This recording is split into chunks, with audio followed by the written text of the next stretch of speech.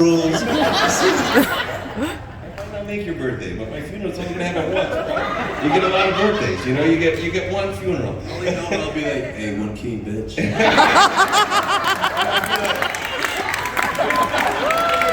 Back from the dead. Yeah. By the way, how evil was that line that he gave me? The last scene, you know, they're all getting Caesared. Yeah. In their own clubhouse, and he just says something like, I read Shakespeare too. No, the actual line was, "You ain't the only one read Shakespeare, motherfucker." That was the line. That is a horrible. I don't know. I can't forget that line. I mean, it was kind of nice. It was kind of nice. Brutal. It was brutal. Yeah, that was brutal. That day sucked. We all knew it was coming. Those days as actors, like as an athlete, you go into every single game and there's a chance that you can win. You know that. If you think that there's something opposite of that, I pretty much guarantee you're not going to win. So I walk into every single game thinking that there's a way that I can figure out how to win. Today we walked into that day, and the only thing we were going to do was lose every brother and every friend that I've had for the last 6 years. And that was one of the hardest things for me to have to go through, and it was a very long day. And as much as Sons was Shakespeare, we were a tragedy, because the fact that I was a little ticked off as an actor, and I guess as a human being, because I felt like we really just sucked all the life and the hope out of the room. And I didn't want to kill him, but I knew that was what was on the page.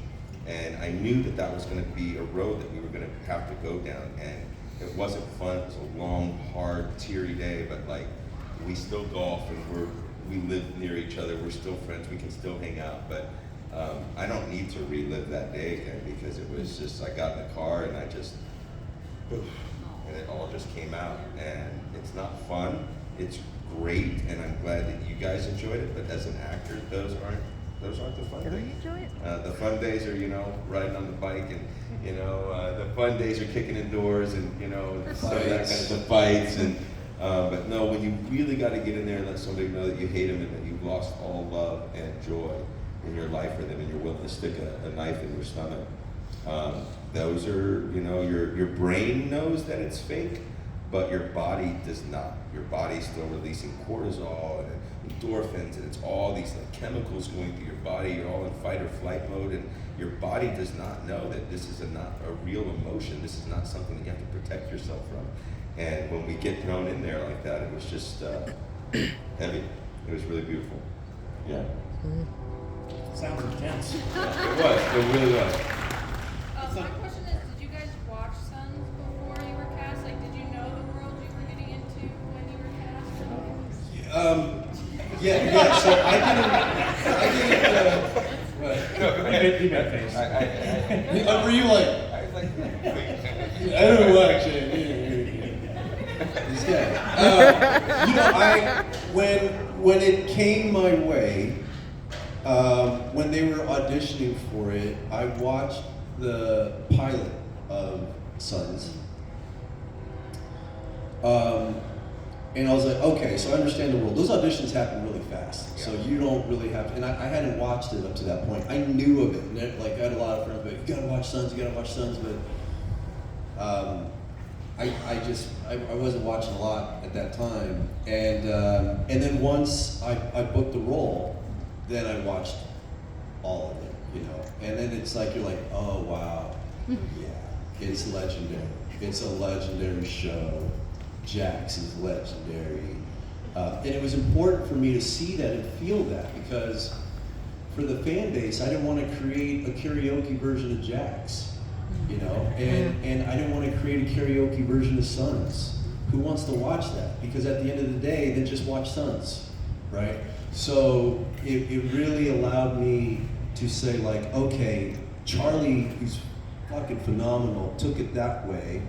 I'm gonna make it psychological with prison, and really try to represent the people who have been to prison and who can't get out of it and who live in that. So it's like my trailer on the show became my cell.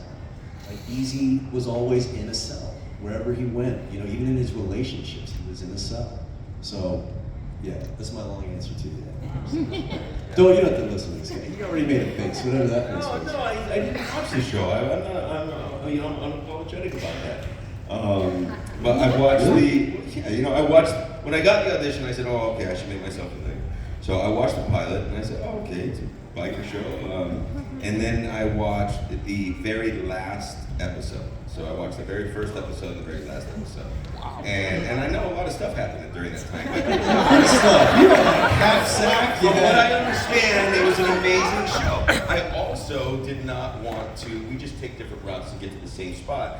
I didn't want to really even see Ron Perlman. I didn't want to color it. I didn't That's want fair. to. That's fair. I didn't even want to have it in my Does computer. Ron know that? Does Ron Sorry. know that? Does Ron know that? Listen, I told Ron he's great I in Beauty and the Beast. And This dude's a savage.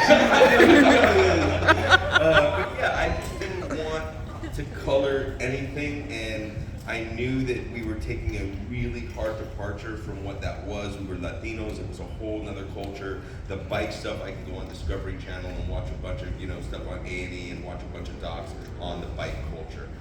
I knew of Kurt, I read about Kurt, I jumped more into the creatives, and I know we were doing a spin-off and everything, but like, I don't know, for me, I want to play my own game. I'm going to pave my own path, and I don't really need to know how you made your food. I'm going to make dinner tonight. And I don't really follow recipes. I just kind of go off the cuff. And that was kind of my deal with that. And Kurt responded, and he said, I think this little motherfucker's my guy. And, I learned how to ride a bike in a couple of days, and then we just, we went for it, man. And we made the Mayans. We made it what it is. Yeah. Hell yeah. Hell yeah, brother. Going off of what you just said, I might get booed. That's all right. But I've never seen Sons of Band. Same. I started watching Mayans because of JD. He was on Revolution. And I was a huge Revolution fan. So when you were on that, I started watching that. And then when you got off of Revolution, I was just curious. The gentleman, and I can't remember his name off the top of my head, that plays the father. Giancarlo Esposito. Yeah. His career just like boom, exploded and sort of yours. He's on Star Wars and Yeah. he has his own show Paris. I was just curious if you could still keep in contact with him. Oh, yeah. Have you watched Paris? I have not watched it, but he'll text me every now and then and be like, "Hey son, how you doing?" And I'm like, "I'm good, pop." Aww. Yeah. He's a beast. I learned a lot from that guy. That dude. Our first day, you see the wardrobe on set, and they're getting your outfits ready, and so my time's there, and they're working on what my character's gonna look like, and this dude walks. I just hear somebody just cussing me out. Like, hey, motherfucker, you motherfucker. And I'm just like, what? And I turn around, and it's Giancarlo Esposito. And he's like, yeah, boy. Yeah, son. What you gonna do, son? And I was just like, what is he doing? And I was like, oh, dude's method. So let's give it back to him. So, yeah, old man, what the fuck you gonna do? Da-da-da-da-da-da. We just got, he's like, okay. That was our relationship, I like Eddie almost. Giancarlo, like these are legends. Yeah, man. They're incredible, and you can only wish to, hope to work. The Paris show is awesome. I'll check it out. G was the very first movie I ever worked on in New York, a film called Pinero, about the New York Poet Society back in the 90s. And G played a guy named Miguel Agarin, and we hung out down on the Lower East Side for like 34 days on like a $2 million budget. And that's right on G, and I've known that guy too. And it's just, this business is very small once you get in. It's weird, like you end up working. It's odd because sometimes you don't work with anyone ever again, but you're in the business. You keep seeing each other. Hollywood is very small, but yeah, we've all worked together at one point. Yeah. And Giancarlo was out here last year on the stage, and he is a presence. Oh yeah. Like you can just feel it come off him when he walks into the area. Oh Yeah, that was a lot of fun. It was very, very loud too. His voice, he doesn't need a mic. His voice is, but very theatrical. He a lot of stage work, and you have to project to reach the people back there, right? And even on stage, it's so different because the camera gets tight, the camera is intimate, so less is more. But when you're on the stage, you have to be big, you know, so that people get your body language, they understand it, right? So he's big, he's a big dude. Any other questions out there about second row here? Okay, I was gonna ask, what's it like working with Danny Pino? It's irritating. 'Cause he's so good looking, he's so nice, he's family man, he's perfect. He really is. I love that guy. It's great to work with him. And I worked with him before on The Burning Plain. Yes. And I remember the director, when I was shooting that, the director came up to me and he was like, because I played the flashback side of it, and then Jennifer Lawrence plays Charlize Theron, the flashback of that. And the director comes up and he's like, hey, I found the older version of you.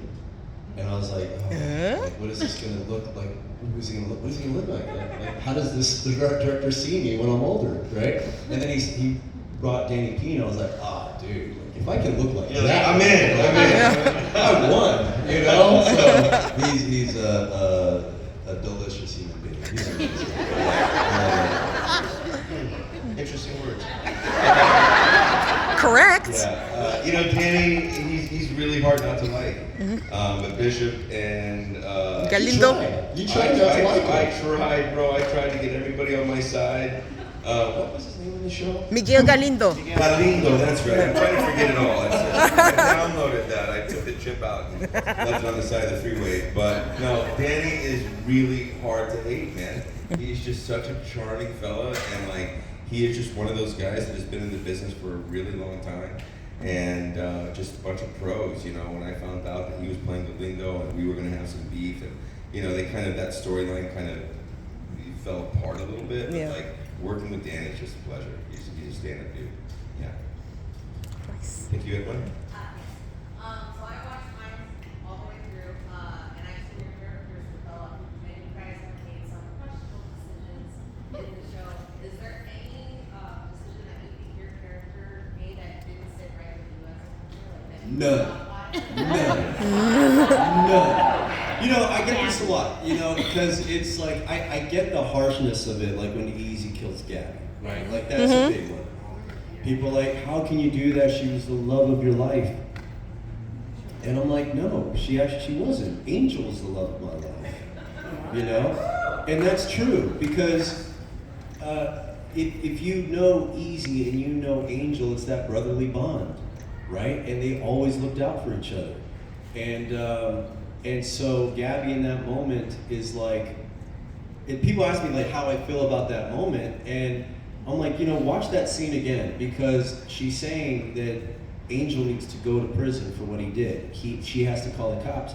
Easy knows that Angel can't survive prison mentally, right? I mean, it broke Easy. So he keeps telling her, don't do it. You can't do it. That's my brother. And she's like, no, he's got to pay. He's got to pay. He's got to pay. Well, Easy made a choice, and it was to protect his brother. Now, I get that everyone has a different opinion, but these are the things these are the conversations I have to have with myself to make it right and to make it believable for me, right? So, is there anything else? Did you regret anything? Not regret anything. I mean, I wish I would have smelled this guy sooner. You know what I mean? Because I really, you know, I had him, he was my prospect, and I really wanted to kind of bring this guy, you know, into the valley with me, and then, you know, he kind of came at it. Educate your ex-president. Educate your ex-president, you know. I really wish that those words were on the page that Bishop would have smelled them out a little sooner. My relationship with the women, you know, hurt people. I can't apologize for that, you know what I mean? Bishop was a beast of a man, and he hated himself, and he felt like he had lost everything, and he was willing to do anything to get it back, and if he couldn't have it, nobody could have it. So, you know, I'm okay with that, you know. Some people thought I complained a little too much, or I might have took it the wrong way, but if I'm gonna fight, we're gonna go to the end. I don't know another option, you know. That's what made me an athlete, and that's what made me, I believe, a solid actor, to be able to kind of go for it. Even though I know there's cameras and there's crafty and there's people watching and everything, but when we're going for it, we're gonna go for it. And that's why I do this. Yeah, I apologize for nothing. You made dudes cry. I tell people, right, like, you know, sometimes you have that dude in your like group who's just so like witty and can like, they're just savages, and you know, people would go out, I'm like, don't go at Irby, don't do it. And then he just responds back, and you just see people shrink like, oh God. But it was all in love. It was all the character. I really had to, you know, that was like Bishop. Either you're gonna fear him or you're gonna respect him. And when some of the new prospects came in, like towards the last season, I wasn't real chummy with those dudes, right? Like they were new blood, and I treated them as such, and they might not be at my funeral. You know what I mean?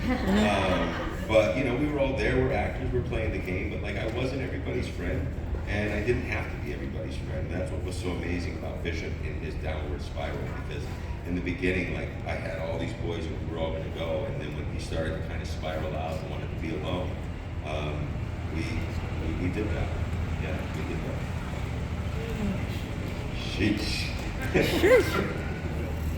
Mainly for JD, so since you have seen Sons, how did that impact your character in Mayans with your relationship with Happy? Good question. Oh, that's great. I mean, I remember when Kurt pulled us into a meeting and then told us about that last episode in season 1 and that it was Happy. I thought that was so cool. It was just, you know, I've said this from the beginning. I wanted to honor Sons with Mayans. It was never about like, let's make Mayans better. I never thought in those terms. I was like, this is such a monster franchise. They have such incredible fans, and they're legends, man. 7 years in the making. And I really felt like they were passing the baton, and it was our job to move it forward. So I loved it. I loved when Sons showed up. You know, I was like a giddy, you know, fanboy, you know, part of it, and then I switched out to, I'm gonna kill you, you know, like, I love you, I'm gonna kill you, like, it's gonna be good. But no, it was always love, man. And I'm glad it's Happy. DL is just, you know, he's a legend, right? More questions? Way in the back. Did you guys change the end of Sons or end of Mayans after there? Yes. Yeah. Absolutely. You know what I thought would be cool?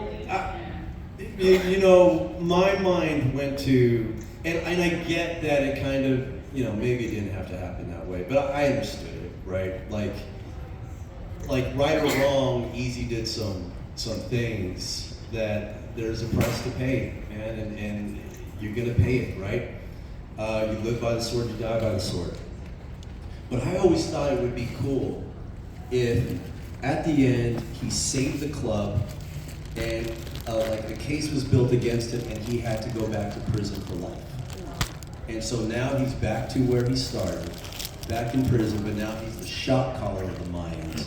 Every decision comes through easy, and we just get to live in that space, right? It kind of works up to a point. I mean, I hear. Can you imagine that? It's like him, like Easy alone, like isolated in a cell, and then Gart comes up and just says, like, the Mayans want to make this move. And he's just like, yeah, they can do that.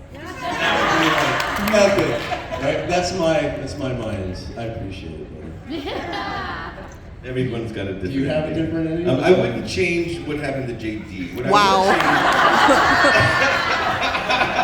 I would change the DEA, you know, coming in and firing up the clubhouse.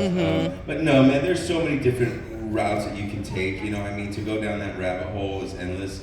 There's so many different ways that the show could have ended. The way that we did end, it was powerful and it was dynamic, and you know, it sucked for you guys and it sucked for us. You know, and that was I think that was the goal at the end of the day. You know, and we achieved that.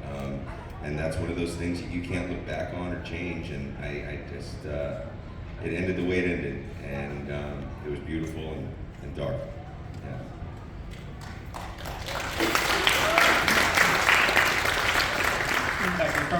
Yeah, so, you know, piggybacking on a couple questions back, you know, when we were speaking with you at your booth, you were talking about how it was kind of hard for you to compartmentalize your you know, Bishop versus you know, and you had some issues with your wife and stuff like that. Like, do you guys ever have issues when you're playing a role, and sometimes you take that home with you, and how do you separate yourself from that? Alcohol. Yeah, you know those Kids are- don't listen to them. Yeah, if there's any kids out there, this is Bishop talking. Yeah, no, man. You know, from where I lived and where we shot, I had a solid 45-minute ride home, and sometimes it took an hour because I would just kind of drive around the block a little bit because I didn't really want to go home. I was really hoping everybody was asleep because who I had to be today is somebody I don't want to be at home. Michael and Bishop were very different. There are bits of Bishop that are in me, and I like to keep those guys at bay because the guy's a dick, you know. I love him. He's very dark, and he lives alone. He's a lone wolf. But yeah, you know, this is an interesting career, and it's an interesting craft. And when you get something like this, specifically Mayans, living in this dark space, it is a little hard to separate. And when we put Bishop and the Mayans to bed, I didn't quite realize it. But 6 months down the road, I'm like, oh, okay, maybe now he's processing out because he stayed in there for a minute, and it's nice that he has kind of made his way. But yeah, he lived here for a little bit. It was fun. Yeah, man. It's I know it sounds silly, but it just you're playing mind games with yourself. You know, I mean, make yourself cry right now in front of people. It's not easy, you know, and your job is to tell a story. And that's what the audience wants from you. And, you know, there are times where, and I really have to be in that space, right? Because I didn't learn so much technique throughout my acting career. My learning lessons were like on the job. And so for me, I was just like, I have to believe it. And the only way I could believe it is to experience it, to become it. So yeah, it is a bit method, right? And to give you an example of what a week looks like, Monday you have like early call times and you wrap probably like around 6 or 7, something like that.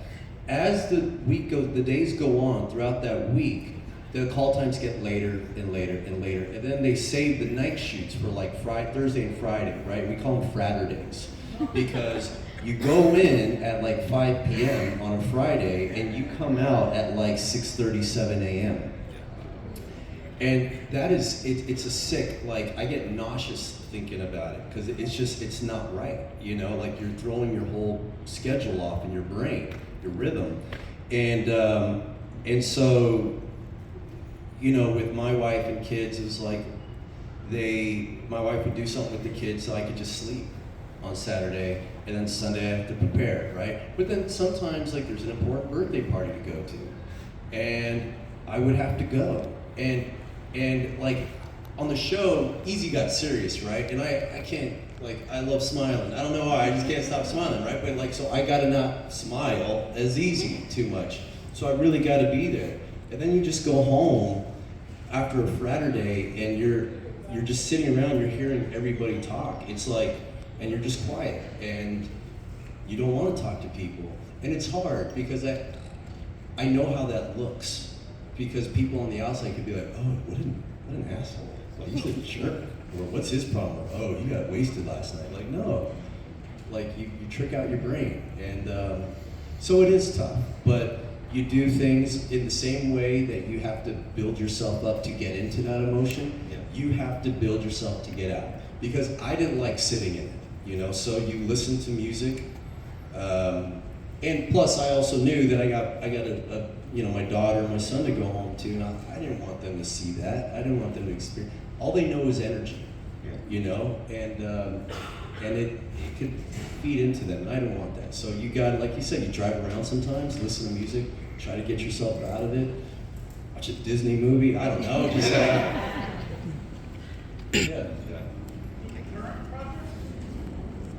I've got stuff in the works, you know. Got a movie coming out in the fall called Osiris. It's a sci-fi action flick. Should be kind of cool. I just did some ADR for it the other day. It's all coming together really nice. But you know, right now it's just a lot of shaking and baking and trying to find the next right thing. And I'm being patient. You know, we've just been kind of busting balls here for the last 5 years, and and the strike kind of, put a little wrench in things. But like, I'm ready to get back out there, but I don't want to be impatient. I don't want to be too much in a hurry or take a money grab. I want to do something that I believe is a good coming off of, the Mayans and Barry and the career that we've got. And so, I'm just kind of checking it out right now. Yeah. Yeah, and so when I ended with Mayans, I actually made a deal with the studio. So they were like, produce your next show. So we're putting that together. And a lot of stuff is in the works. Nice. We did Roadhouse. We did Roadhouse. That was a good one, good old Dell. And so it'll be fun to see what comes up. You skimmed right over Barry, Michael. I know. Barry. I did. By the way, if you don't really,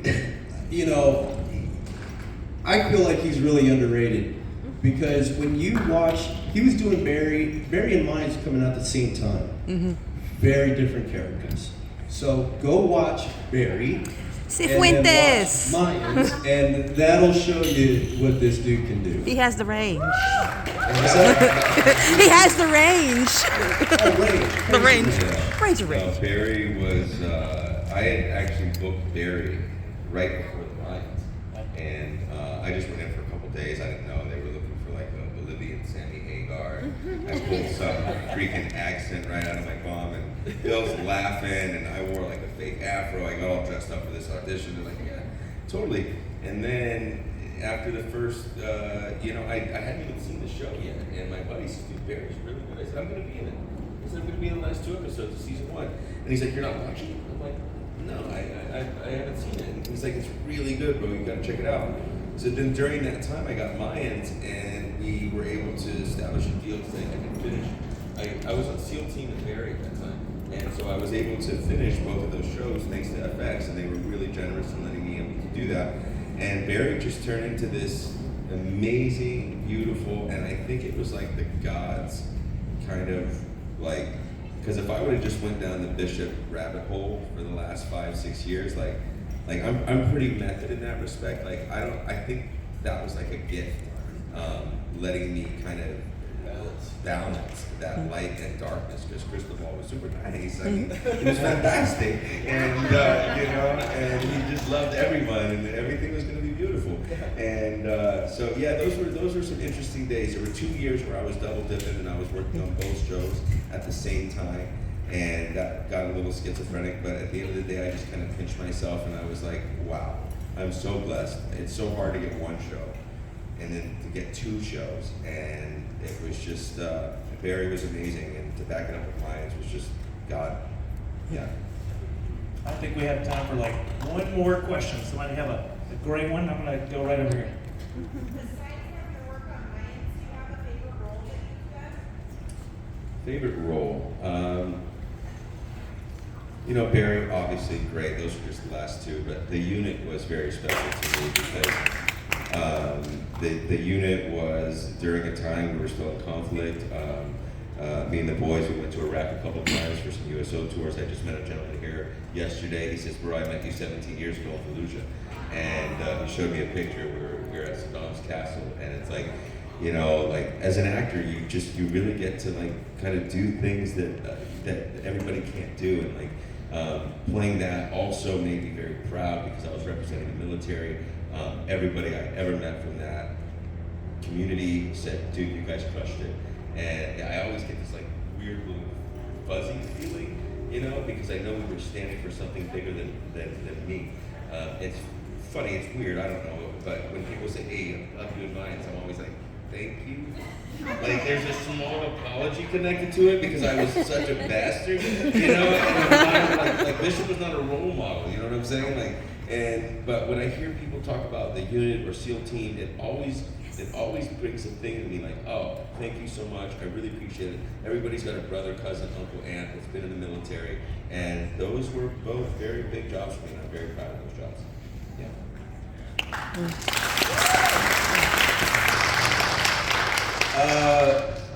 It's funny because whenever I'm asked that, I always say like my favorite role is the next one because it just allows me to just not stay in any of those things.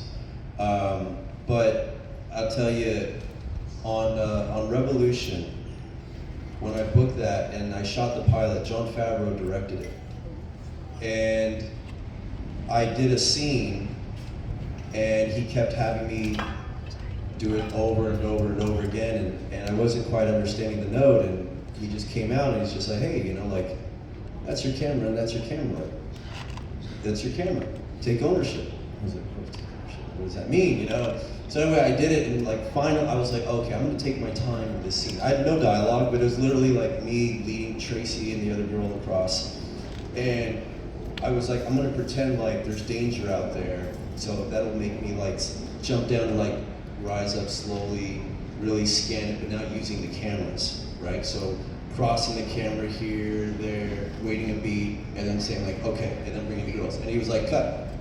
He's like, everybody move on. JD, come with me to Video Village, where that's the tent where we have the monitors. And he says, play back every scene. Play back every take. I want JD to watch it. And he sat me down and he was like, you're an honest actor. And it's good. And if I didn't think you were more, I would just say cut and move on. But you can do something in this business if you let me teach you. He's like, you want me to teach you? And I was like, yes. You know, and he walked me through each take and why they were just good, but why it wasn't enough. And then he showed me that last take, and he was like, you gotta study leading men, watch them, because they know how to find those moments to pull the audience into their thinking, right? And he's like, and that's cinema. That's got such a spot in my heart because he took the time to teach me, and people don't, you know. And it takes a village to raise this boy. So that was probably one of my favorite moments in life. Thank you guys so much for your time. Anything else you want to share or plug before we get out here? I just want to say to all of you, thank you so much. Thank you. Some people just don't understand. Like, if you don't watch, we don't have a job. You know, you can have the best actor, the most popular actor in the world on a TV show, and if the views aren't there, the studio just cuts it. You know, so I personally want to thank all of you for changing my life. Oh, Nate.